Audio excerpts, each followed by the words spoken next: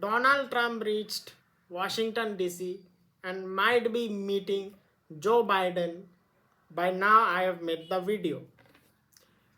Joe Biden is president, Trump is president elect. Yet Trump made some big picks for his cabinet. We have to remember in India, the cabinet consists of ministers. In America, cabinet consists of secretaries.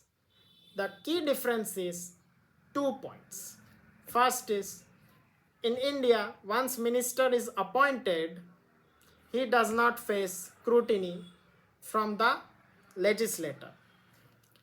In America, secretary do face scrutiny and approval and testimony from the Senate. Second, secretaries in America are not member of legislature. In India, minister are member of legislature, that is Lok Sabha. Here we will study some of the Trump's big picks. One big pick is Alice Stefanik, who is ambassador to United Nations. It's not a very big post, yet she always defended Trump since 2021. Second pick is Kristi Noem of DHS. She is governor of Dakota, now retiring, in order to take this DHS post. And she was among the only governor to defend Texas from the migrant crisis by sending home guards. Third is Liz Eldin, who is appointed. He was a hard defender of Trump and even disapproved 2020 election by calling it rigged. Fourth is Homan. He is appointed as head of ICE, hard anti-migrant critic, and he criticized previous administration of being incapable to defend the border. Fifth is Mike Huckabee, ambassador to Israel. Big pick, harsh defender of Israel and harsh critic of Iranian regime. He even went to level of saying that there is nothing called Palestinian. So-called Palestinian are Syrians. They must go back to their own country. All Arab neighboring countries must absorb them.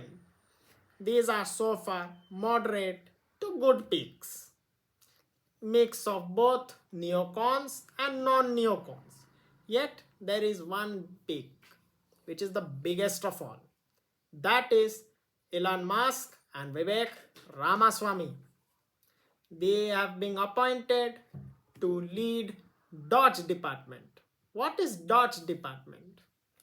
Doge department stands for Department of Government Efficiency. Sounds ironic. What they want to do? They will see which department is efficient, and according to that they will make decisions. And why this department was made? Because Elon Musk and Ramaswamy always say they face difficulty in conducting business because there is constant new regulation, constant new red tapeism, constant corruption, and constant extreme power at the hand of bureaucracy.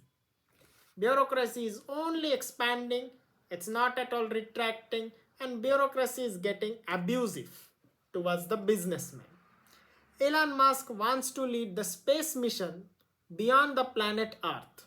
Hence, Elon Musk believes that if bureaucracy and their power are not reduced, are not minimalized, then there will be no more civilization beyond planet Earth, and maybe many people doubt whether civilization will survive in planet Earth itself, because they constantly promote theory of Malthus and other economists, which is always proven failure.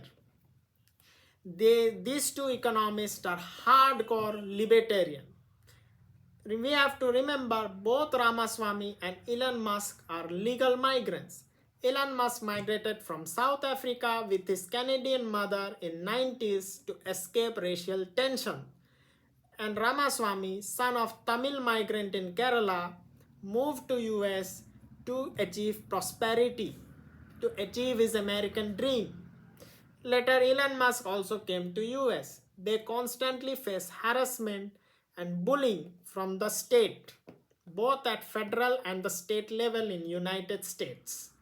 Hence, they believe that America has huge potential. Hence, they have always been pulled back by the big state. They believe it has to be taken down. In order to increase accountability from Congress, they are going to approve some laws like term limits, like US president already have, but it's not applied on Congress, because once a congressman gets appointed, he remains there for lifetime, which needs to be controlled. And then they will always also approve new law checking the lobbying firms. They say that lobbying have caused corruption, which needs to be cracked down. As a result, Elon Musk and Vivek Ramaswamy will take advice and instruction from Argentine President Javier Milei. Javier Milei is a hardcore libertarian anarcho-capitalist who won people's approval to become president of Argentina last year. He led a chainsaw, austere, hardcore reforms. He eliminated almost 90% of bureaucracy, and he's still not satisfied. The crazier the time becomes, he will eliminate more bureaucracy. Nayib Bukele, president of El Salvador, approved this. He says in one of his interview that United States once upon time used to make things very quickly, like Empire State Building within 3 years or Panama Canal within 5 years.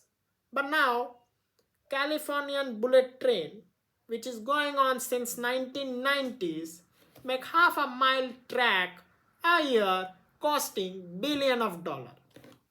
Bukele said, why is this happening? He did not give reason. But Milei and Elon Musk clearly knows this is because of too much regulations, which needs to be curbed down. They all believe that hardcore capitalism is the answer to solve the problem. Often, Elon Musk and Ramaswamy is accused of being threat to democracy. Elon Musk gives them befitting reply by calling, don't say democracy.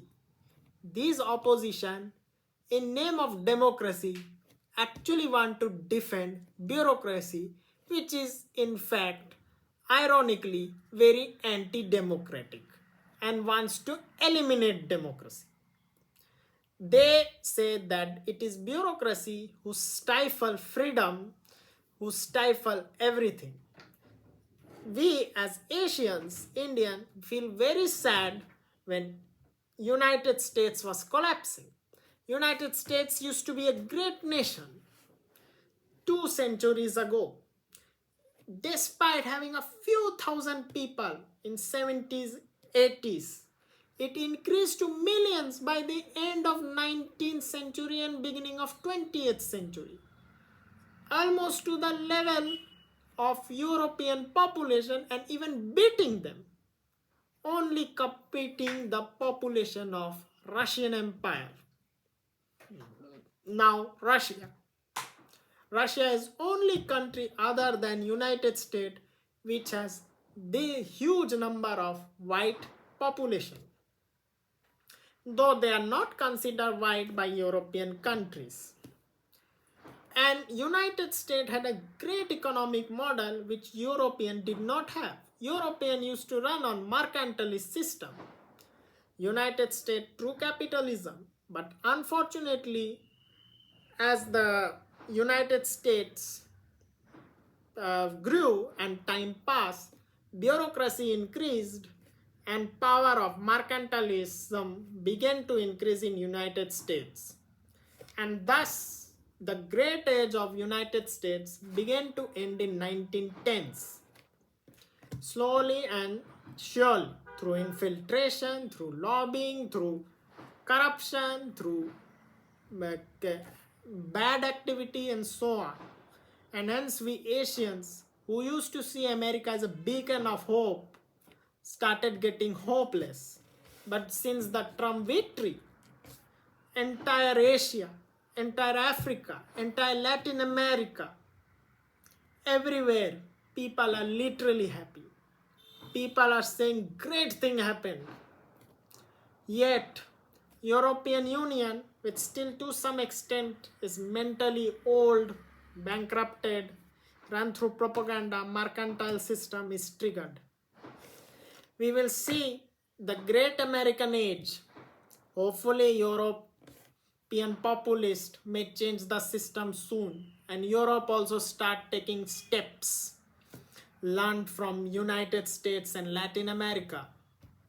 We hope that India and US have a great relationship in near future.